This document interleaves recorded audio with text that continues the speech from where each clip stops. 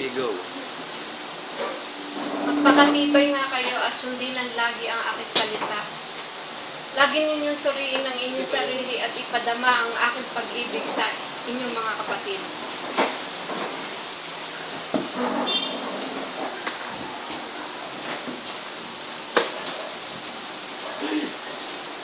Walang mahirap sa pagsunod sa akin kung kayo'y mananampalataya sa aking salita.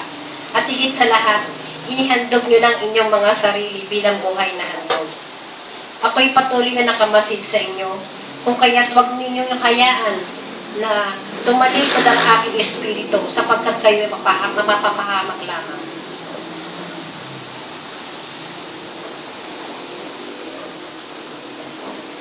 Mga anak, lubos kayong maging matapat sa aking mga pinag-uutos sa inyo.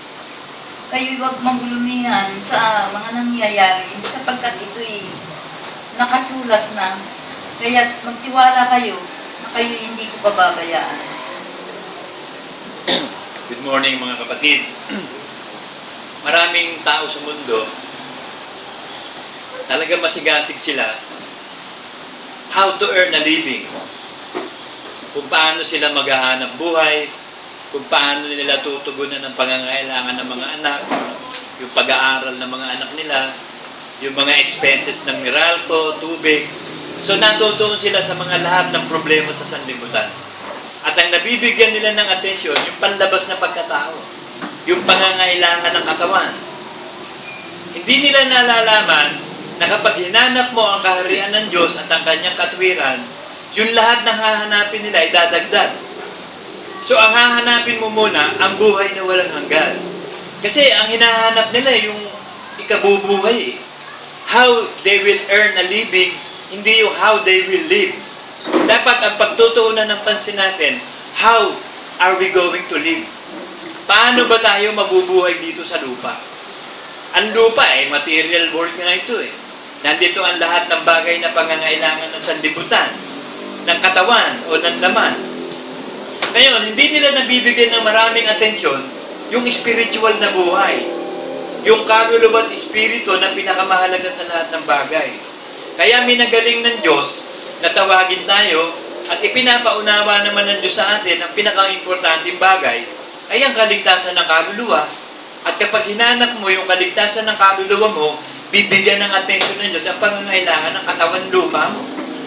Kailangan yung nasa loob muna bago yung nasa labas. Kapag hinanap mo yung nasa loob, pangangailangan panloob, yung pangangailangan panlabas, idadagdag na yun. So, ang pinaka-importante, seek ye first the kingdom of God and all His righteousness and everything else that you need shall be given unto you.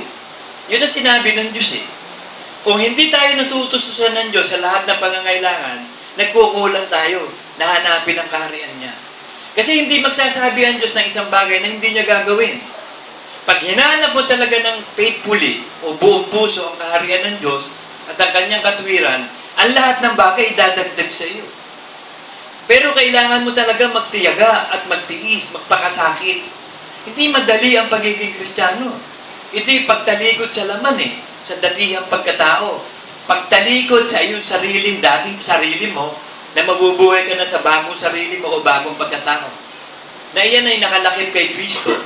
Na sinasabi ng Diyos sa Matthew 4:4 ganito. Dadapwat siya'y sumagot at sinabi, nasusulat, hindi sa tinapay lamang mabubuhay ang tao, kundi sa bawat salitang lumalabas sa bibig ng Diyos. So yung nanggaling sa bibig ng Diyos, doon tayo mabubuhay. Hindi masamang mabuhay ka dito sa pangangailangan sa mundo dahil nasa mundo ka Talagang kailangan mo magtuon ng pansin sa pangangailangan ng katawan mo. Pero dapat, unahin mo muna yung lumalabas sa bibig ng Diyos. Yung mga kalooban ng Diyos na dapat gawin natin. Tapos, ibibigay na ng Diyos lahat ng pangangailangan panlabas. O yung outer man. Sabi ng Deuteronomy 8:2 ganito.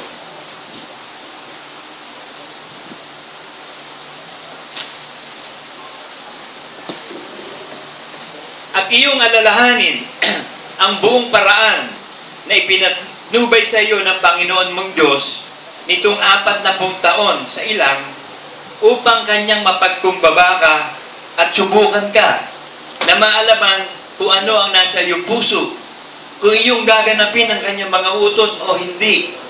At ikaw ay pinakumbaba niya at pinadamdam kanya ng gutom at pinakain kanya ng mana na hindi mo nakikilala. Ni nakikilala ng iyong mga magulang upang kanyang maipakilala sa iyo na hindi lamang sa tinapay mabubuhay ang tao, kundi sa bawat bagay na nagmumula sa bibig ng Panginoon. Ang iyong suot ay hindi na luma sa iyo, ni hindi na maga ang iyong paa nitong 40 taon. Pinuhin niyo yung damit nila, hindi daw na luma. Ano ibig sabihin? Hindi acidic ang kinakain nila. Yung mana na ibinigay ng Diyos sa kanila galing sa langit, alkaline yun. Hindi na luma damit kasi ang nagpapaluma na damit yung pawis. Kapag ang pawis mo acidic, maluluma agad yan. Ako nga, ang pawis ko matindi. Yung mga salamin ko nagiging kulay green. Pag pinagpapawisan, masyado akong acidic. May hyperacidity ako. Kaya kinakailangan puro alkaline. Ibig sabihin, yung makakabuti. Ang ibinibigay ng Diyos sa ating pagkain, yung lagi makakabuti sa atin, at ang salita ng Diyos ang makakabuti. Kaya sa lahat ng sitwasyon ng buhay natin, kailangan ang ipamumuhay mo, yung makakabuti sa iyo, ano? Word of God. So, mayroong mga pagsubok na magaganap sa buhay natin. Yung pagsubok na yon, ipinadadaan ng Diyos para malaman kung Word of God ba ipamumuhay mo o yung gusto mo, katwiran mo, talino mo, kaalaman mo. Kasi nandun ang pakikipaglaban eh. Sa bawat sitwasyon ng buhay mo ba, pinipili mong Word of God ang ipamuhay mo? Nakikipaglaban ka ba ng mabuting pakikipagbaka ng pananampalataya? Maraming practical na example, kung inunumunod ko sa inyo, ang dami. Ang importante lang dito, Word of God ang gamitin mo. Kasi yun ang kapangyarihan para mabuhay ka sa katwiran ng Diyos. Yun ang ibig sabihin ng pananampalataya. Maniniwala ka na Word of God ang ipamumuhay mo. Halimbawa, sinasabi ng dating pagkatamo at si Satanas, may sakit ka. May sakit ka, napaghihilo ka. Ayan, no, tinan mo. Nararamdaman mo, nahihilo ka. May sakit ka. Lalala sakit mo, mamamatay ka. Hindi mo tatanggapin yun. Wala akong sakit. Ang Panginoon ko, ang Diyos ko, at siya ang papatnubay sa akin. Magaling ako.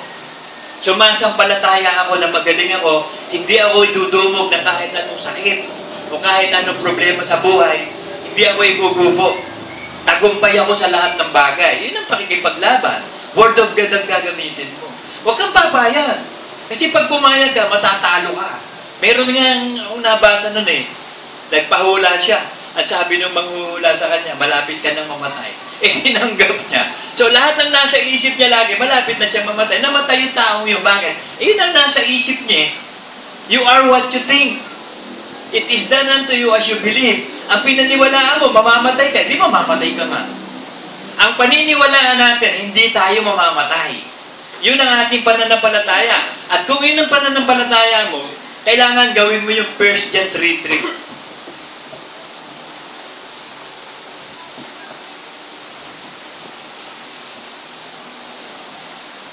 At sino mang mayroon ng pag-asang ito, sa kanya ay maglilinis ng kanyang sarili gaya naman malinis. So kung ang pananampalataya mo, hindi ka mamamatay, buhay kang bubunin, dahil pwedeng mangyari. Dahil sabi ng Bible meron sa nakatayo sa ibabaw ng batong ito na hindi mamamatay hanggang sa bumaba ang Panginoong Jesus. So kung pinaniniwalaan mo yon, sabi ng John 11, kasi may basis tayo, Word of God Man doesn't live by bread alone, but by every word that comes from the mouth of God. Kasi ito yung pananampalataya Minsan lang ibinigay ang pananampalataya, hindi na ito uulitin. Iisa lang ang pag-asa, iisa lang ang buhay, hindi na rin ito uulitin. Kaya kung ikaw ay sasampalataya, ang Iglesia ng Palativ, sasampalatayang lubos na hindi tayo mamamatay. Yun ang inilalagay ko sa isip nyo lagi at sa puso Kasi kung yun ang nasa isip mo, katulad nung kinuwento ko sa inyo, pinaniwalaan niya sinabi nung maghuhula Ito hula dito pero galing sa Diyos to. Prophecy to Marami dito sa inyo na hindi mamamatay, nakatayo sa ibabaw ng bato. Ano yung nakatayo ka sa ibabaw ng bato? Matatag kang sumasampalataya sa Word of God. Na ang bato, si Kristo ang Word of God. Kapag sumasampalataya ka, na si Kristo ay Diyos mo tagapagligtas at sinusunod mo lahat ng utos niya, Kahit mamatay yung katawan lupa mo, hindi ka mamamatay. Yung kaluluwa mo, buhay. At kung sasampalataya ka naman lagi araw-araw at magpapakabanal-banal, hindi ka mamamatay. Hindi mo mararanasan na kamatayan ng katawan mo. Mananatili kang buhay at papalitan lang yung katawan. Ano basis? Word of God. So mananampalataya ka sa Word of God. Ito sinabi sa kanya ni Jesus, ako ang pagkabuhay na mag-uli at ang kabuhayan. Ang sumasampalataya sa akin, bagamat siya'y mamatay, gayon may mabubuhay siya. Kasi hindi rin natin alam kung ang kalooban ng Diyos ay mamatay yung katawan lupa mo, pero mabubuhay naman yung kaluluwa at espiritu mo. So hindi ka rin namatay, natutulog lang. At gigisingin ka isang araw at papalitan yung katawan mo. Ang consolation prize nung mamamatay, siya yung unang bubuhay. Siya. At tayo mga buhay lang ang susunod doon sa on the air. Yung mga patay ang unang mabubuhay, hindi ka namatay, di papalitan ng katawan mo, kaya lang, mas pinagpala ka kasi hindi ka namatay. Ang consolation prize nila, sila yung unang mabubuhay, napapalitan ng glorified body. At ang sino mang nabubuhay at sumasampalataya sa akin, ay hindi mamamatay, magpakailanman. Sinasampalatayanan mo baga ito? So, yun ang tanong ni Kristo Sinasampalatayaan mo ba na hindi ka mamamatay? So, kung hindi ka mamamatay, ang pananampalataya mo, susunod ka lagi sa kalooban ng Diyos. Ang will of God lagi gagawin mo. Sa bawat araw na dumadaan, may sitwasyon Hindi pwede walang word of God araw-araw. Kasi kakain tayo pinakain ng Diyos ang Israel ng mana araw-araw Bumaba yung mana sa langit, kumakain sila araw-araw. So, ganun din tayo. Ang salita ng Diyos na si Kristo nang galing sa langit, ang Word of God kinakain din natin araw-araw. Kaya lang sabi, ibigay mo po sa amin ngayon ang aming kakainin sa araw-araw. So, may ibibigay na pagkain ngayon. So, ibig sabihin, ano man yung sitwasyon nagaganap ngayon, may Word of God doon. Yun ang pakikipaglaban. You will keep the faith, sabi sa 2 Timothy 4.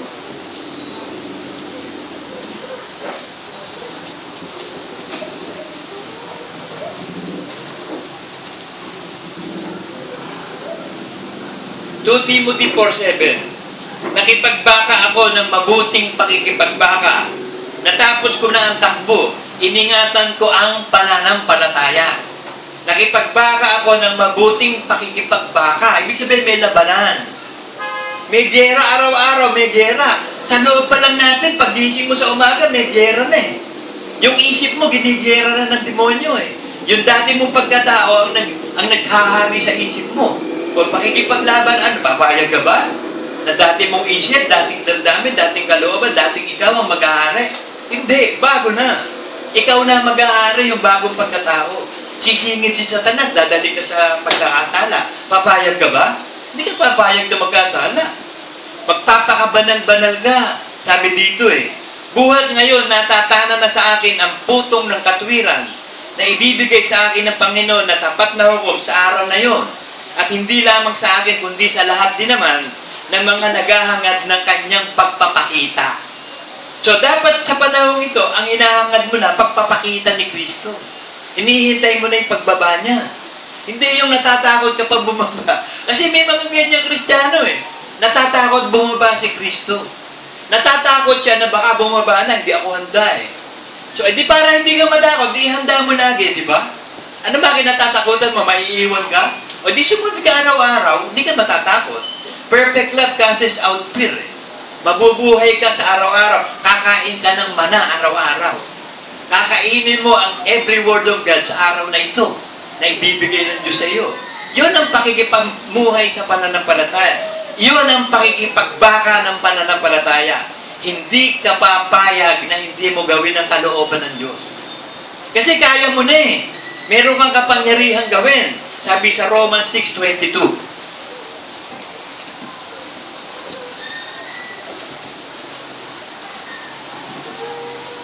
Ang kailangan mo lang maintindihan na kaya mo nang gawin.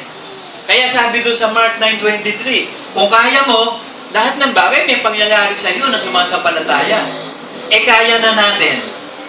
So wala nang imposible, kaya mo na Kung kakayanin mo, magagawa mo. Ito sabi ng Diyos Datapwat ngayong mga laya na kayo sa kasalanan at naging mga alipin ng Diyos, kayo'y mayroong inyong bunga sa ikababanal at ang wakas nito'y buhay na walang hanggan. So meron ka ng bunga sa ikababanal. Ibig sabihin, pwede ka na magbunga, makikita na sa buhay mo, kaya mo na magpakabanal.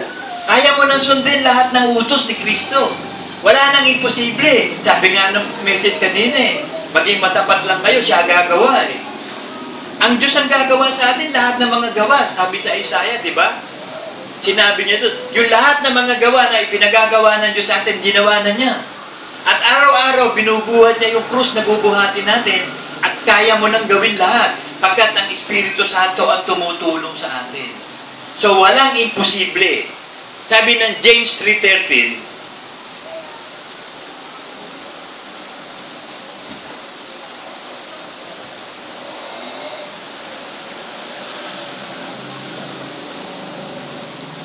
sino ang marunong at matalino sa inyo? Ipakita niya sa pamamagitan ng mabuting kabuhayan ang kanyang mga gawa sa kaumuan ng karunungan. Sino ba yung matalino at marunong? Kasi ang daming matalino at marunong yung mga academics, di ba? Yung mga senador, presidente, mga congressman, matatalino yan, mga scholar, matatalino sila eh. E paano mo malalaman yung matalino at marunong? Namumuhay sa kaamuan at sa katwiran ng Diyos. So, yun ang matalino. Yun ang marunong. Natatandaan ko pa nga, nung first year ako eh. Kasi section 3 din ako, mataas din yung section ko nun eh. Meron akong ka-eskwela doon na matalino talaga, magaling. Tapos namatay bigla. Sabi nung ka-eskwela ko, sayang yan si Flor de Lisa, no? Ikaw bakit? Matalino yan eh. Hindi ko naman ipinahaya. Ikaw ba, ano ba, kinamatay? Ulcer. May matalino bang namamatay sa ulcer?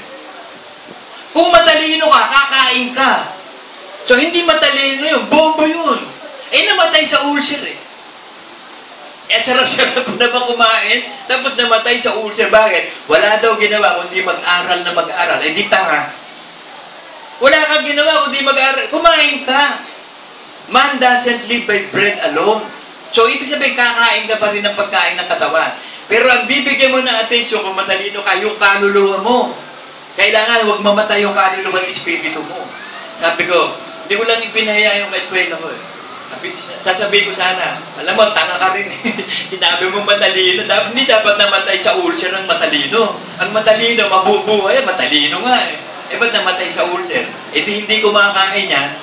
If you don't eat, you die. Kaya ano yan eh, Jimmy Santos, verse 2, chapter 2.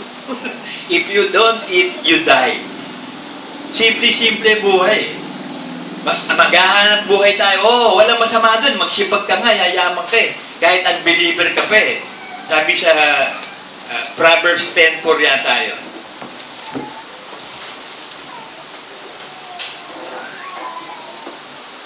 Alam nyo yung mga hindi Kristiyano? Kahit yan ay hindi Kristiyano, kung masipag yan, at mabuti ang buhay nila, yayaman din sila. Kasi kaya nila payamanin na sarili nila eh. Bakit? Masipag sila eh. Pero tayong Kristiyano, magsipag ka't hindi. Pag gusto kang payamanin ng Diyos, payayamanin ka. Pero mas maganda magsipag ka.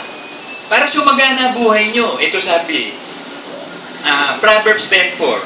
Siya'y nagiging dukha na gumagawa ng kamay na walang kasipagan. So, naghihirap ang tao pag ayaw maghanap buhay, ayaw magsipag. Ngunit yumayaman ang kamay ng masipag. So kahit hindi malaki ang sweldo mo, kung ikaw ay masipag, pwede kang payamanin ng Diyos. Bibigyan ka ng karunungan magpakayaman. Maaring bigyan ka ng business o karunungan dahil masipag ka eh. Usually, nasa masipag ang pagyaman eh. Pero magsipag ka muna doon sa kayamanan sa langit. Yung kaluluwa at espiritu mo. Tsaka ngayon magsipag dito sa lupa. Yayaman ka at sasagana ka. Both words ha. Masipag ka sa kabanalan, masipag ka rin sa buhay sa lupa. At ang pamumuhay mo para makatiyak ka, nasasagana ang buhay mo at makakapunta ka sa langit, Philippians 1:27. Ang dalisay na relihiyon at walang dungis sa harapan ng ating Diyos at Amay ito, dalawin ang mga ulila at mga babaeng balo sa kanilang kapighatian at pag-ingatang walang dungis ang kanyang sarili sa sanlibutan. So kung ikaw daw ay relihiyoso at ikaw ay nasa Diyos, pag-iingatan mo ang sarili mong madugisan ng sanlibutan. Kasi nasa sanlibutan ang lahat ng kasalanan. At ang nakatira ditong paang tumutungtong sa lupa ay makasanlibutan, ang katawan. Ang ating laman o outer man ay makasanlibutan. So hindi ka naaayon sa takbo ng sanlibutan. Mabubuhay ka sa pananampalataya. Ipamumuhay mo yung bago mong pagkatao. Patay na ang datihang pagkatao mo. At ang nabubuhay na sa iyo si Kristo. Yan ang ikabubuhay mo. Sabi dito sa Romans 6:4-6. Tayo ngayon nalibing, nakalakip niya sa pamamagitan ng bautismo sa kamatayan, na kung paano si Kristo ay nabuhay na maguli sa mga patay, sa pamamagitan ng kaluwalhatian ng Ama, ay gayon din naman tayo makakalakad na sa panibagong buhay. So makakalakad ka na. May bunga ka sa ikababanan. So walang problema. Kaya mo nang sumampalataya, kaya mo masunod lahat ng utos ni Kristo. At kapag sumusunod ka sa lahat ng utos ni Kristo, ano man ang hingin mo, ibibigay. Yun ang pangako eh. John 15.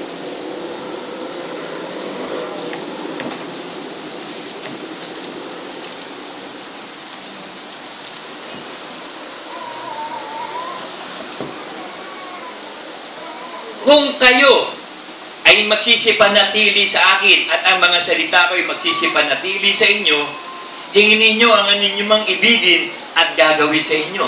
Ask anything and I will give it to you. Yun ang pangako eh. Pero kung mananatili ka kay Kristo, ibig sabihin sa ulo, na ang ulo ng iglesia si Kristo, mananatili ka sa loob ng iglesia na ang ulo mo si Kristo, at mananatili ka sa lahat ng pautusan ni Kristo, hingin mo anumang bagay, ibibigay ko sa iyo. And believe that you receive it, you receive it. So yun yung pagsasanay ng pananampalataya.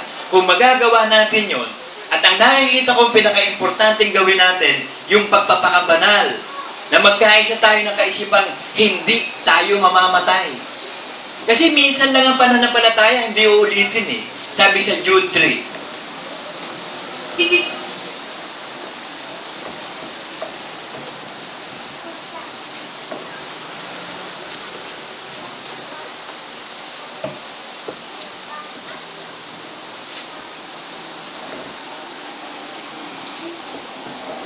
Kasi minsan ka lang mabubuhay, di ba? Di big time mo na. Big time. Ako, nung araw akong unbeliever ako, ayoko magsusugal nung yung kontian lang ang sugalan. Gusto ko lagi maramihan ng tayaan eh. Kaya nung maging Kristiyano ko, gusto ko rin yung big time, maramihan ng taya. Todo na todo. Sanay, bata pa ako, alam niyo ba, grade 6 pa lang ako, sanay na ako magsugal eh, sa labas eh. Lahat ng sugal, alam ko eh. At the age of 17, may pasugalan ako dito sa garahe nito eh. Meron akong mesa ng madyungan sa loob, 44, may dice ako sa labas eh. Nagpasugalan na ako noon. Kasi, ganun ang buhay ko eh. Lumaki ko sa kalye eh. Basagulero, lahat na. Eh, walang kwentang mabuhay sa loob ng bahay. Bakit? Eh, nag-aaway nanay, tatay mo eh. Eh, dito na lang ako sa labas. Sa barkada, mas masarap. So, yung mga nalululog sa barkada, alam nyo, usually broken home. Pangit sa loob ng bahay eh. Walang ginawa, kundi mag-away yung nanay mo, tatay mo, bakit na sa loob pa, di sa labas na lang. Masaya ka dun sa barkada. Ganun na nangyayari, nagre-rebelde ka. Ganun na nangyayari sa nasanay ako. Noong pala, may plano ang Diyos sa akin eh. Ngayon, natutunan ko na pananampalataya, todo na ng todo. Kasi minsan lang mabubuhay, di naman uulitin eh. Wala naman reincarnation, kagaguhan yung faith ng mga Hindu ng reincarnation. Yung karma tinatawag. There's no such thing as karma. Kapag ikaw ay nagkasala na kahit anong kasalanan at pinatawad ka ng Diyos, walang karma. Patatawarin ka sa lahat ng kasalanan mo. Ang sinasabi siguro, yung paano itinanim mo, aanihin mo. Hindi karma yun. Kung ano yung ginawa mo, gagawin sa iyo. Hindi karma yun. Kasi ang karma, paulit-ulit na pagkabuhay. Yung parang patak ng tubig. Pag nagpatak ka ng tubig, di ba bilog? Tatakbo yung bilog, puro bilog. Yun ang sinasabi, revert and revert. Mamamatay ka, tapos mabubuhay ka. Kung masama ka ngayon, pwedeng nabuhay ka, ipis ka. Tapos masama ka pa rin, mabubuhay. Kaya sila, alam nyo, hindi sila pumapatay ng mga insekto, hayop. Takot sila, baka sabi, yung ipis, huwag mong patay, baka tatay mo yan. O yung daga, huwag mong patayin yung daga. Kaya sa kanila, ang daming daga eh. Ang daming ipis. Mali yung relihiyon na pinaniwalaan nila, kagaguhan eh. Walang reincarnation, walang karma. Hindi totoo lahat yun. Minsan lang tayo mabubuhay, at yung minsan na ikabubuhay mo, paigalingan mo. Ayusin mo, pamumuhay mo, minsan nga lang eh. Ito sabi, Jude 3, mga minamahal, samantalang ako'y totoong nagsisikap ng pagsulat sa inyo tungkol sa kaligtasan natin lahat, ay napilitan akong sumulat sa inyo na inaaralan kayo makipaglabang masikap dahil sa pananampalataya na ibinigay na minsan at magpakailanman sa mga banal. Kung sa kanino ibinigay yung pananampalataya? Sa mga banal. Ano? Minsan lang. So, hindi na uulitin. Minsan eh. Uulitin pa ba? Hindi na nga eh.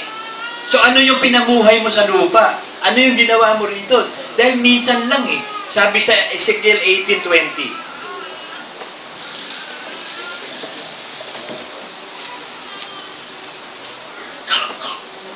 Ako, nainumin nyo na ng carbo system yan.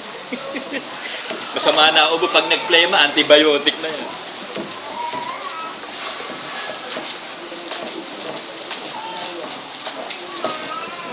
Bata yan, di ba? O kalamansi. O kaya lemon. Hindi pwede honey dyan, bata eh. Kung okay sana, cinnamon tsaka honey. Kalamansi, mahusay sa ubo yun. Sabi ni Makepwe. 18:20, ang kaluluwa na nagkakasala, mamamatay. Ang anak hindi magdadanas ng kasamaan ng ama o magdadanas man ng ama ng kasamaan ng anak.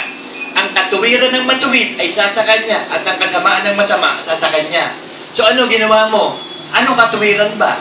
Kung hindi niyo malalampasan ang katuwiran ng mga Pariseyo, mamamatay din kayo katulad nila. So, kung hindi tayo mag-i-exceed sa righteousness ng Pariseyo, ano ba yung ibig sabihin ng Pariseyo? Word is Pharisees. Ibig sabihin, separated, humiwalay. Ang ibig sabihin ng Pharisees o Pariseyo, humiwalay sa aral ni Kristo. Kaya nga hindi tinanggap si Kristo eh. Pero sabi ni Kristo, yung mga sinasabi nila, gawin ninyo, pero wag niyong gawin yung ginagawa nila. Kasi sinasabi din nila, Word of God eh. Nasa Old Testament sila. Ang New Testament, ayaw nilang tanggapin si Kristo eh. Eh ngayon, marami na rin Pariseyo ngayon, tinatanggap ang Bible. Pati yung New Testament, pero separated from Christ. Hindi sila sumusunod talaga.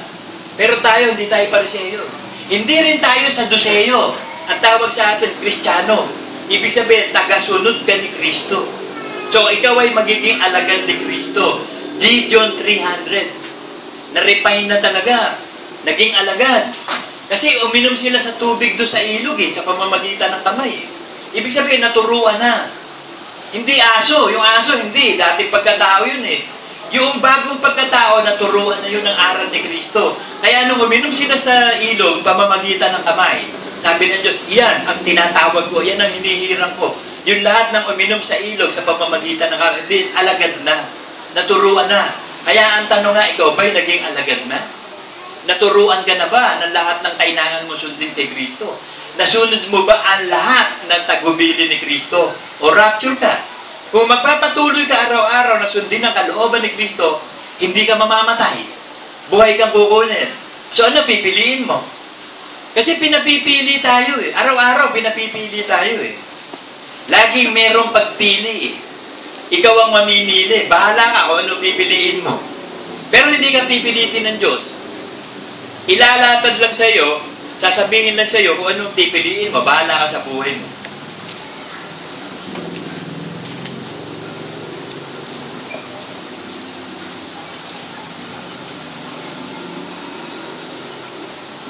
Kasi ito sinasabi ng Diyos sa Deuteronomy 30, 19-20.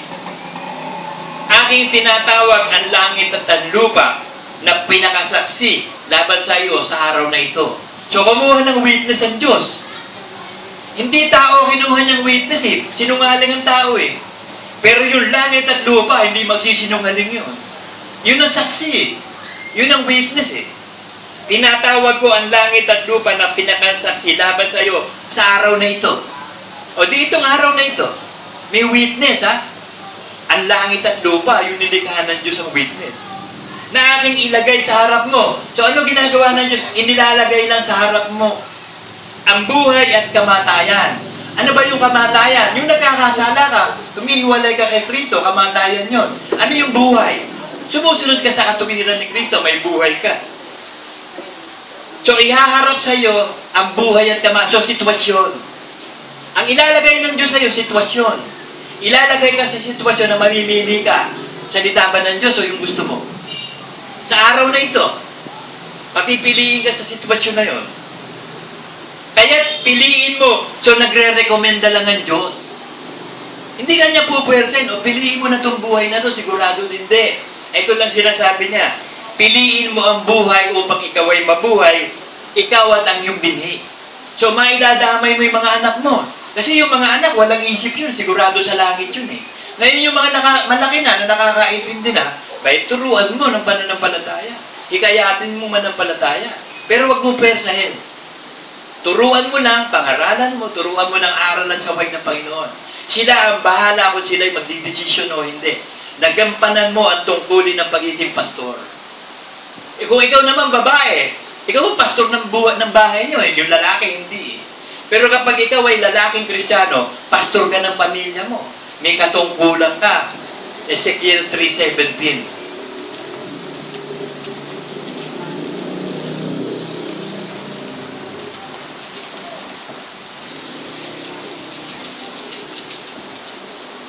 Anak ng tao, ginawa kitang bantay sa sambahayan ni Israel. Kaya't pakinggan mo ang salita sa aking bibig at ipanguna mo sa kanila sa ganang akin.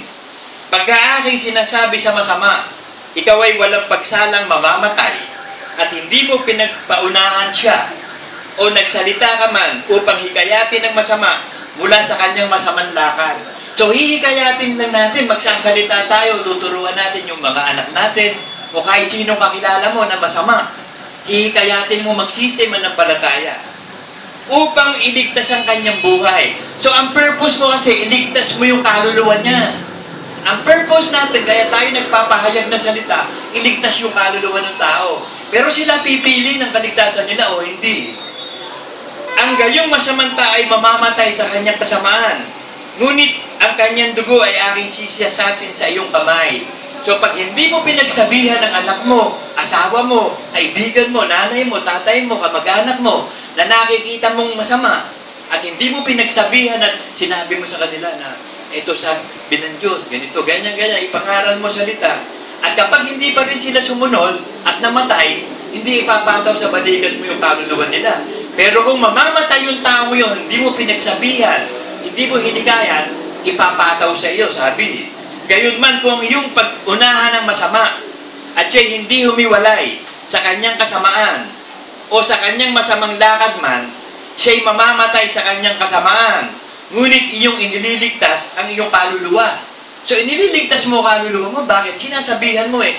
Alam nyo, ang dami nang namatay sa kamay ko. Yung tiyahin ko na si Kapilang, yung kapatid ng nanay ko, bago namatay din yun, na-stroke yun eh.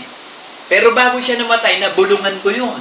Ng pagsisisit pananampalataya, nung makita ko, umiiyak na lang. Pero na-stroke na yun, yung araw na yun. Tapos, pagkara na ilang araw, namatay na rin. Yung asawa ni Mang Noli, namatay din yun sa kamay ko. Umiiyak din yun bago namatay yun. Yung tatay ni Rolly, yung kapatid ni Baby, namatay din yun. Ako rin ang huling kausap noon. Kailangan ipangaral, yung teacher ko, si Miss Ormido, bago namatay din yun, nangaral din ako ng kaligtasan doon. Kasi mahalagang bagay na ipangaral mo salita eh. Pag naging instrumenta ka ng Diyos ng katuwiran, hindi ipapataw. Kasi kakilala mo yun eh, may access ka eh. Pwede kang lumapit eh. Pwede mong ipahayag ang mabuting balita. Ayun ang sinasabing paghahayag ng Ebanghelyo. Kasi bago mamatay yung tao yun, kailangan ipahayag mo eh. Bahala siya kung ayaw niya ito ikaw nagawa mo tungkulin. Muli pagka ang isang tao ay matuwid, ay lumihis sa kanyang katuwiran at gumawa ng kasamaan at ako'y naglagay ng katikisuran sa harap niya at siya'y namatay, siya'y mamamatay sa kanyang kasalanan at ang kanyang mga matuwid na gawa na kanyang ginawa ay hindi aalalahanin, ngunit ang kanyang dugo ay aking sisiyasatin sa iyong kamay. So may responsibility ka. Hindi ko alam kung ano yung pagsisiyasat ng Diyos na gagawin, ano iahatol sa iyo. To play safe, gawin mo na yung salita. Di ba? Gawin mo yung pananampalataya. Sabi ko nga eh, Ano pipiliin mo? Yung mamamatay ka o yung hindi ka mamamatay? Meron dito yung 1 Peter 5:7 eh. Sabi, ilagak ninyo ang inyong kabalisahan sa Diyos at ipagmamalasakit niya kayo. Pero merong mas maganda doon. Philippians 6:4. Philippians 4:6. Huwag kang mabalisa. So mamimili ka. Yung hindi ka mababalisa na mananampalataya ka sa Diyos o yung mababalisa ka na ilalagak mo sa Diyos ang pananampalataya. O yung mananampalataya ka na mamamatay ka, pero ligtas ang kaluluwa, o hindi ka mamamatay. So yun eh, bagamat may mga word of God, marami, pipili ka pa rin ng pananampalataya. Kaya sabi, ayon sa sukat ng pananampalataya sa Kanya, doon siya lumakan. So ano yung faith mo? Kung ano yung sukat ng pananampalataya mo, yun ang ibibigay sa'yo. Eh bakit hindi ka sumukat ng big time? Yung malakihan, yung once and for all. Kasi yun din ang plano ko nun eh. Once and for all, titira ako ng milyon-milyon sa assessor. Pag nakatira ako ng milyon-milyon, okay na. Pero hinarangan ako ng Diyos dun, hindi yun ang plano eh. Ang big time na plano ng Diyos sa akin, buhay na walang hanggan. So nakita ko nga, oo nga. Nung dumating na ako dun sa heights nang nasa rooftop na ako eh. Nandun na ako sa summit ng bundok eh. Di ba ganun din ang ginawa kay Jesus Christ ni Satanas? Dinala siya sa summit, sa tuktok ng bundok, ipinakita yung lahat ng kayamanan at lahat ng kapangyarihan ng kaharian sa buong mundo. Sabi ni Satanas, nakikita mo ba yung kapangyarihan at kayamanan na yan? Ibibigay ko sa iyo yan, sumamba ka sa akin. You will only worship God. Lumayas ang demonyo. Hindi nakakaporma yung demonyo. Bakit? Kailangan kasi ang paglilingkuran mo lang ay ang Diyos. Pipiliin mo. Pinapili ako nung panahon na yun eh. Pagiging Kristiyano ba o pagpapayaman? Kasi hindi ako pwede talaga magtrabaho sa tao eh. Hindi pwedeng hindi ko lolokohin. Yun ako eh. Ako yung isang batag manluloko. I have a criminal mind. Bata pa lang. Ang gusto ko na, gangster. Bata pa lang ako, gusto ko pinuno na ng sindikato. Kaya maliit pa lang akong bata, may grupo na ako eh. Alam nyo ba, naging Boy Scout leader ako dyan sa elementary? Alam nyo, ang ginawa namin, di hindi lang ako leader ng Boy Scout. Eagle Patrol kami. Sabi ko, lahat ng beber ko, sumama sa akin. Sama, lumabas kami. Eh, may nagtitinda ng pandesal. Doon sa lugar ng panaderya, eh, nakita ko may pandesal. Tinesting ko, ba, mainit pa. Kumuha kayo na kumuha. Inutusan ko yung mga beber, kumuha. Umalis na tayo. Nagnakaw kami. Nagnakaw kami. Pagdating nung high school, ganun din. Alam nyo, kawawa ang mga tao sa akin nung araw. Ang pupunta kami palengke, no? Magtadala, ba, pitaka. Ay, kung magkano yun, di bibigay yung pitaka. Iyon yung isa, di dalawa. Ito, tabi ko muna isa. Tapos sabi ko, ang mahal, tsaka na lang. Nakuha ko ng isang pitaka. Pag bumibili kami ng ng bayabas, sabi ko, pumuwiso kayo mga ka-eskwela ko, doon kayo sa likod ko. Ha? Maghintay kayo ng babagsak na bayabas. At di tatanong ko, magkano ang bayabas? Piso 3. 3 pipili ako, at ibabato ko. Saluhan na saluhan yung mga ka-eskwela ko. Ganon ako na training ni Satanas nung araw ng bata. Kaya nung tawagin naman ako ng Diyos, nakita ko talaga na masama pala akong tao. Yung mga plano ko pala talagang papuntang impyerno. Buti na lang, may plano ang Diyos sa akin. Ang plano niya sa akin, ililigtas niya yung kaluluwa ko, magsasama ako ng ililigtas. And this time, it's for good. Sabi ko, kahit sino pa kayo, mag hindi word of God ang susundin nyo, kalaban nyo. Mabubuhay ako, mamamatay ako sa word of God. Yun ang pagkakatraining sa akin eh. Kaya nung matutunan ko pananampalataya, wala nang makapagpapabago ng isip ko kahit sino ka pa. Kahit bayaran mo ako ng bilyon-bilyon. Yun na yung decision making ko eh. Kasi pag nag-decide ako ng isang bagay, hindi mo na kayang baguhin. Kaya nanay ko, alam nyo, galit na galit sa akin yan. Kasi maliit pa akong bata, kada siya magsasalita, may sagot ako. Alam nyo, sabi ng nanay ko, ayaw ko na sa'yo, hindi ako mananalo, mag-abogado ka na lang. Mag-abogado daw ako. Ang gusto niya bakit? Hindi siya manalo sa akin eh. Lahat na sinasabi ng nanay ko, may katuwiran ako eh. Ganon ako eh. Hindi ako papayag na matalo. Hindi ako papayag na hindi yung katuwiran ko, hindi kahit sino ka pa. Wala akong kinikilala, tiyuhin, tiyahin, lolo, lola. Ang kinikilala ko lang, sarili ko. Nanay, tatay ko, maliit pa akong bata, pinangangaralan ko na yan. Ba't kayo nag-aaway? Nagmamahalan ba kayo? Maliit pa akong bata, nagpipreach na pala ako eh. Maliit pa akong bata, talagang decisive na mga decision making ko nung araw. Kung ano yung gusto ko, gagawin ko. Walang makakapigil sa akin. Natatandaan ko na naman nung araw, bata ako. Yung lolo ko, ang ginagawa, alam nyo, kumukuha ng laway, pinapakain sa akin. Ang katuwiran ng matatanda, babait daw. Paano babait siya? Pinakain mo ng laway. Sana kung ipakain mo, babait siya. Laway. Di, pinakain yung laway. Naku, sabi ko, ang baho! Sinugod ko yung lolo ko, pinagsusunto ko sa tiyan. Galit na galit yung lolo ko sa akin. Apo ko Nakita ng nanay ko, sabi nung lolo ko, yung anak mo na yan, lalaking rumitado yan, berdugo. Sabi ng nanay ko, oo, lalaking berdugo anak ko at ang unang papatayin niyan, ikaw.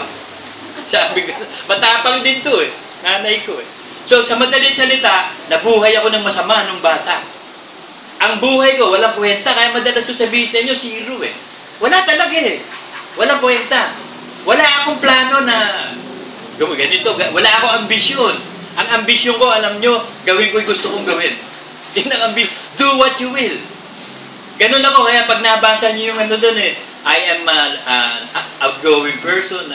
I always say to go even in the wild side.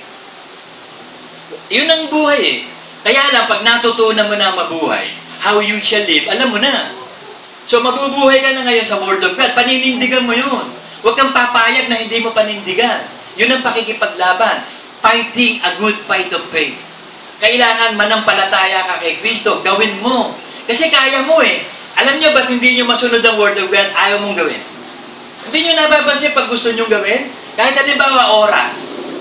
Pag gusto nyo pumunta ng maagap sa worship, di ba nagagawa mo? Pero pag ayaw mong gawin, di ba hindi mo nagagawa? O sino may kasalanan? Di ba ikaw? Kaya mo Sabi ng Diyos kung kaya mo lahat ng bagay may pangyayari sa iyo na sumasampalataya.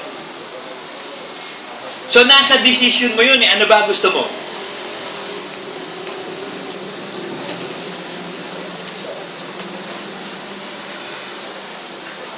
Mark 9:23, tignan nyo ito sabi. At sinabi sa kanya ni Jesus, ang nagsabi nito, ang Diyos natin, si Kristo kung kaya mo, lahat ng bagay may pangyayari sa Kanya na sumasampalataya. Ay di kung kaya mo, ay di kayanin mo. Kahit anong bagay, pag pumapasok sa isip mo, yung mga evil thoughts, yan na, alam niyo ba na ang kalaban natin, evil thoughts? Hindi umaalis yan. Sa pagtulog mo, sa pagising mo, sa pagsakay mo sa tricycle, pagsakay mo sa jeep, sa pagtatrabaho mo, ang kalaban mo, evil thoughts. Masamang kaisipan na dati mong kaisipan. Hindi pa nawawala yan. Binibilang lang yan na patay. Ipinako sa krus yung dating pagkatao. Pero nandyan pa rin. May memory ka nasa memory mo yun So kahit ayaw mo, magpa-flashing thoughts yun. Ang tawag doon, flashing thoughts. So huwag kang papayag. Pag natutunan na natin lumaban sa dating pagkatao na hindi lang napatay, makakapamuhay ka na ng malaya. Hindi mo iintindihin ang lahat ng thoughts mo. Usually, ang madalas sabihin sa atin ng thoughts natin, yung dating pagkatao natin. Usually, paglaban sa Diyos. Kasi carnal mind yun, sabi sa Romans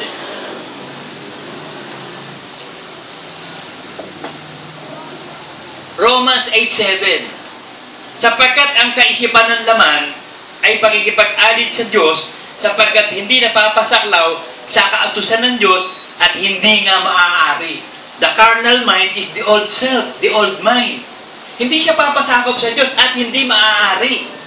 So, ang taong hindi pa Kristiyano ay hindi maaaring mabanal. Hindi pwede. Kasi nasa old mind siya. Hindi pa na ipapako sa krus ang dati niyang pagkatao. Kaya kailangan ma-born again. So, ang tanong doon, tunay ka na bang na-born again? Sumasampalataya ka na ba talaga? Ipamumuhay mo na ba yung Word of God? Pinaniniwalaan mo na bang bago kang nilalang? 2 Corinthians 5:17 na ba?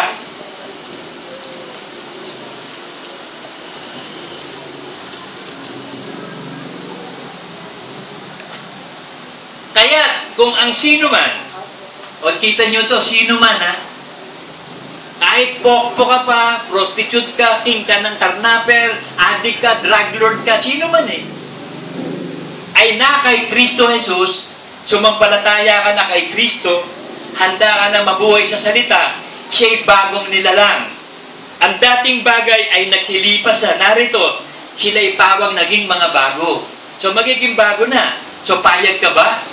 Nasa iyo yun Nasa pananampalataya mo yun eh. Nasa pagtugon mo yun. Kaya ikaw habang nabubuhay pa tayo sa lupa, binibigyan pa tayo ng chance. Kaya hindi nyo napapansin ang prayer ko lagi. Lord, salamat po, niloloob mo pang patay ka, buhay kami. Niloloob mo pa, Panginoon. Ginugusto mo pa. Kasi pag ilusun ng Diyos na mamatay tayo, patay na Napakahalaga ng bawat sandali ng buhay. Yung lang bawat minutong dumadaan sa atin, napakahalaga nun Lord, salamat, humihinga pa kami. Kasi pag hindi ka na pinahinga, patay ka na Magsasample ako sa inyo sa pelikula, isang kontrabida at isang bida. Simulan natin sa kontrabida, si Paquito Diaz. Si Paquito Diaz na stroke. Bibong-bibo itsura ng mga stroke, naging parang basal sisiw. Nawala ng forma. Pero nabuhay pa, tsaka lang namatay. Kontrabida yon. Pumunta tayo sa bida. Si Fernando po, isang beses na stroke yon. Patay din agad. O di ba? Yung pinahaba pa ng konti buhay ni Paquito, ewan natin, baka pinagsisi pa. Pero si Fernando po, alam niyo si Fernando po, ang husay sa good works. Nababalitaan ko yan kasi yung kapatid niya si Conrad po, kaibigan ng tiyuhin ko, nakikipag-inuman dito yan Ang kinukwento ni Conrad po, yun daw kapatid niya si Fernando po, napakabait na tao. At kapag daw yung nakakita na mahirap, tutulungan, alam mo sinasabi ni Fernando po, huwag niyo ipagsasabi Huwag niyo ipagsasabing ako nagbigay. Ayaw niyang malaman na tumutulong siya. Ganon si Fernando po. Hindi natin alam kung nailigtas siya ng Diyos. Kasi meron nakasulat sa Bible Kung gusto mo mag-iipon ng kayamanan sa langit, yung mga ginagawa ng kamay, huwag na ipaalam sa kaliwa. Kung gagawa ka ng mabuti, huwag nang malaman ng tao. At ang iyong amang nasa langit ang magbibigay ng gantimpala sa iyo. Kung mananalangin ka, huwag kang manalangin doon sa tila nakikita. Pumasok ka sa iyong silid, manalangin at ang amang nakakakita sa iyo ang magbibigay ng gantimpala sa iyo. So hindi natin alam pagdating sa kaligtasan. Ligtas ba itong mga taong to? Walang pwedeng humatol dyan. Hindi ka pwedeng humatol. Mag-ingat kang humatol pagdating sa kaligtasan. May sinasabi sa Bible dyan.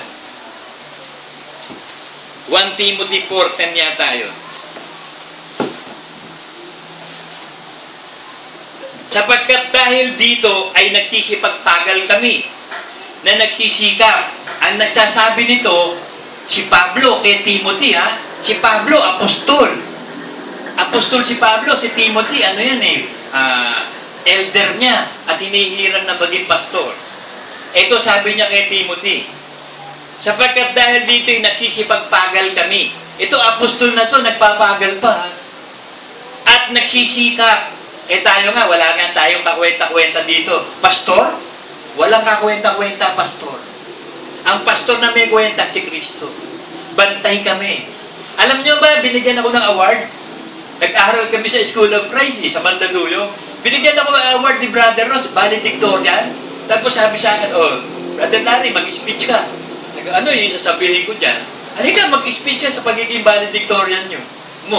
Dito mahiw ako. Pagtayo ko, sabi ko, alam niyo mga kapatid, itong valedictorian nito, walang kwenta to, hindi ito totoo. Wala pa nga ako nagagawang pagsunod sa Diyos, valedictorian. Anong klaseng valedictorian to? Ang ini-expect ni Brother Ross, pasalamat ako na, hindi, siniraan ko pa yung pagka-valedictorian ko. Wala ito. Hindi pa nga tayo, nakasunod na ba talaga tayo sa Diyos? Meron ka na ba nagawa ng pagsunod sa Diyos? Puro tayo aral dito ng aral. Ay, yung teacher nga natin, ano nangyari doon? Siya yung unang hindi sumunod sa Diyos, yung teacher na yun So, useless lahat yung mga premyo o gantimpala na binibigay ng tao. Ang importante, yung gantimpala ng buhay na walang hanggan. Sapagkat may pag-asa kami sa Diyos na buhay, na siyang tagapagligtas sa lahat ng mga tao. So, ang Ama, ang tagapagligtas sa lahat ng mga tao. So, Kristiyano ka man, hindi ka Kristiyano, ang Diyos ang magliligtas sa lahat ng mga tao. Kaya hindi mo, alam niyo ba na kapag may namatay, mayroon tiyak na iiyak? Bakit? Mabait siya dun sa asawa at mga anak niya. Pero masama siyang tao, drug lord siya, killer siya, rapist siya. Pero tiyak, pag namatay siya, merong iiyak na tao. Bakit? May kabutihan din ng tao sa puso niya. Hindi naman, wala naman talamak na masama talaga. May kasamaan at kabutihan. Pero tiyak na may iiyak pag may namatay. Tagapagligtas at lalong-lalo na sa nagsisisampalataya. So, lamang pala tayo sa kaligtasan. Lamang na lamang tayo. Bakit? Sumasampalataya eh. Si Kristo ang tagapagligtas sa atin eh. Sabi sa Ephesians 5. Ephesians 5:23. Sapagkat ang lalaki, pangulo ng kanyang asawa. So, pastor ka. Yung lalaki, pastor ka ng asawa at mga anak mo. Ikaw ang pangulo eh. O baka panggulo. Para kang si Vice Ganda, panggulo ng Pilipinas. Hindi pangulo. Gaya naman ni Kristo na pangulo ng iglesia na siya rin ang tagapagligtas ng katawan. So, lalo-lalo na sa sumasampalataya, ang kaligtasan malapit. Bakit? Si Kristo yung tagapagligtas ng katawan eh. Sumasampalataya ka, hindi nabibigla ka sa katawan. So, tagapagligtas mo si Kristo. Ililigtas ka ni Kristo. So, pagdating sa langit, hindi na tatanungin ng Ama. Ang sasabihin lang ni Kristo sa Ama, Ama, sa akin yan. Padrino. Kailangan meron kang padrino. Hindi pwede walang padrino. Alam niyo ba, hindi ako makatanggap sa trabaho dahil wala akong padrino nung araw. At titindi pa lang in-applyan ko, ha? Unang in-applyan ko, Philippine Airlines, ang tapang ko mag-apply, stewardess eh. Steward eh. Baksak ako. Sinunod kong applyan, Meralco, baksak din ako. Pumunta ako ng PLDT, baksak din ako. Sumunod sa Republic, baksak din ako. Tapos sa Pagco raw nagpunta, Casino Dealer, baksak din ako. Nung magkatrabaho ko, meron padrino. Ipinasok lang ako ng trabaho. Hindi, ang hirap maghanap ng trabaho sa ganang aking sarili. Ang hirap talaga, kaya dapat, sa langit lalo. Kung dito sa lupa may padrino, lalo sa langit. Ang padrino, nagmula sa Diyos yun. Kapag si Kristo'y nasa iyo, hindi na kukwestiyonin ng Ama kung ano ka pa. Kung si Kristo ang titignan sa iyo. Ama, akin yan eh. Lusot ka na. Advocate yun eh. Si Kristo ang ating tagapamagitan sa Ama. Si Kristo ang Diyos sa tagapagligtas mo. Sinusunod mo yung utos niya. O di may padrino ka. Di ligtas ka sa langit. Kung susundin mong matiyaga si Kristo, may padrino ka. Kung wala kang padrino, pupunta ka sa langit, yung kabaitan mo, yung karunungan mo, useless nga eh. Baliwala nga, sabi ng Diyos eh. 1 Corinthians 1. 1 Corinthians 1:19. Sapagkat nasusulat, iwawalat ko ang karunungan ng marurunong. Alam niyo ba, napansin ko lahat ng marurunong nagiging mga bayani? At napapansin ko rin, ang lahat ng mga bayani hangal. Ang lahat ng mga bayani sa US, sa Pilipinas, Freemason lahat, tanga. Naku, hindi manda ako ng mga bayani na to. Ang sinusunod nila, ibang aral eh, aral ng demonyo. Hindi aral ng Diyos eh, hindi tanga. Pero bang mga ano yan? Alam niyo ba lahat ng national heroes natin, at sino ba ang nagtatalagang heroes? Is there a body in the Philippines na magsasabi kung sino bayani? Halimbawa, si Ninoy Aquino, bayani ba yun? Paano naging bayani? Namatay lang yun eh. Ano ba nagawa ng bayani? Dapat may criteria. Ano ba ginagawa ng bayani para maging bayani siya? Yun ang dapat eh. So useless lahat yan eh. Useless lahat yan. Karangalan ng tao. Ang importante, yung karangalan ibibigay ng Diyos. Yun ang importante. Kahit na sino ka pa. Tinan mo, sample, si Rahab. Pinapunta ni Moses yung dalawang spy eh. Mag-spy kayo sa Jericho. Kasi hindi sila makakalusot dun. Nanaharangan ng wall eh. Kapag babakta sila sa Jericho, hindi sila makakadaan. Mayroong pader na malaki eh. Kailangan dibain yung pader na yon para makapunta sila dun sa promised land. Di nagsugo si Moses ng dalawang spy. Pagpunta sa Jericho, nag-spy sila. May mga patrol police dun eh. Sinecheck yung ibang mukha eh. May tokhang dun eh. Operation tokhang eh. Di ngayon, pagdating ng dalawa, pinag-aralan nila. Nakita nila dun si Rahab. Nakita ni Rahab yung dalawang spy. Hinahabol ngayon ng mga pulis dun. Ng mga bata nila bato. Hinahabol. Di pagdating kay Rahab, itinatuwa ni Rahab. Wala dito hinahanap po, wala. Pero kinandili niya. Sino ba yung kinandili ni Rahab? Sugo ng Diyos. Isinugo ni Moses. So pag kinakandili mo ang isinusugo ng Diyos, ang kinakandili mo yung nagsugo. Ililigtas ka ng Diyos. Hindi tinignan ng Diyos ang pagiging prostitute ni Rahab at tinignan niya yung pananampalataya ni Rahab. Tinanggap ang sugo. Kasi pag hindi mo tinanggap ang sugo, hindi mo tinanggap ang nagsugo. Wawasakin ka, sabi ng Diyos. Nasa Acts 3:22. Kaya napakahalaga ng pagtanggap sa sugo. Maraming napahamak sa LCJ Ministry, hindi tinanggap si Brother Manny na apostol. nilabanan. Sugo yan. Si Brother Manny, nagsugo din na sugo eh. Hindi rin nila tinanggap, kaya mapapahamak. Pero si Rahab, ang naging solusyon si Kristo. Sabi ni Rahab, kapag nakapasok na kayo dito, kasi nababalitaan nila, malakas talaga yung Israel eh. Pag nakapasok na kayo dito, sabihin nyo naman doon sa pamanuan nyo, iligtas ako. Ito ang mensahe ng mga sugo. Ang mensahe ng sugo, alam nyo, si Kristo lagi sinusugo. Ang laging mensahe ng sugo, si Kristo. Ano sabi kay Rahab? Pagpunta namin dito at paggiba na ang bayan ng Jericho, maglagay ka ng pulang tela sa bahay mo, yung makikita namin. At yung pulang tela na yun, kapag nakikita ng kasama namin, hindi papatay ikaw at ang sambahayan mo. Kapag sumampalataya, ikaw at ang sambahayan mo, pwede itigil sa pamamagitan ng dugo ni Kristo. Yung kulay pulang tela, yung ginagawa sa Old Testament, inuulit lang ngayon eh. So, nung magiba na, at ang nagiba, sabi ng scientist, pinag-aralan nila, alam nyo, yung the wall of Jericho, hindi gumiba na natural na paggiba.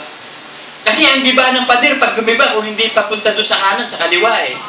Nung malaman ng mga scientist, ang wall of Jericho pala, hindi pala nagiba, na bumagsak, ibinaon. Sino pwede magbaon ng pader? Sino pwede? May higanting malaking tatapak, di ba baon ba yun? Nakita nila, bakit bumaon yung pader? Sabi ng mga scientist, nakapagtataka. Hindi gawa ito ng tao, Diyos lang ang pwedeng gumawa nun.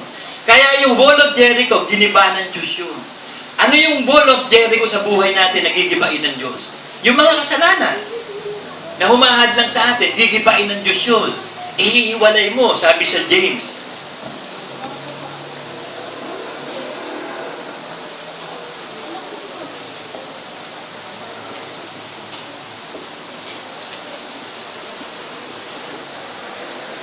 Kasi kailangan mailigtas yung kaluluwa mo eh. Hindi ka naman maililigtas kung hindi gigibain muna yung pader. Bakit nakapunta ang Israel doon sa Promised Land? Giniba ng Diyos yung pader ng Jericho. The pole of Jericho, the walls of Jericho, ibinagsak, tinapakan, ibinaon, iginiba. Para pagpasok ng Israel, papatayin nila lahat ng tao doon. Pero yung bahay ni Rahab, nakakita sila ng pula. Hindi yun pinatay eh. Iniligtas ng bayan ng Israel ng mga sugo. Ganon din nung panahon ni Moses, di ba? Nung iligtas doon sa Passover, di ba dugo din sa hamba? Dugo sa hamba, sa uluhan ng pintuan, dugo din yun ni Kristo, yun ang Passover, di ba? So, ganoon din ngayon. Ngayon, kapag ikaw Kristiyano na, ito gagawin mo.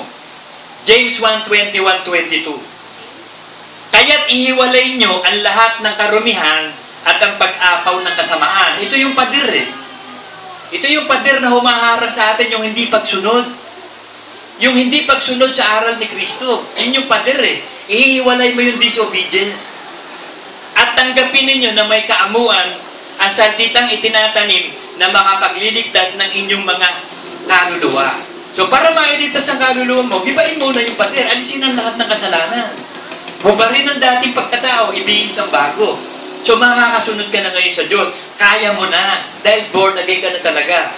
Dadagpat maging tagapagpad kayo ng salita at huwag tagapakinig lamang na inyong dinadaya ang inyong sarili. So, mandarambong ka pala. Mandarambong ka pala, sabi ni Sereno. Si Marcos daw, mandarambong.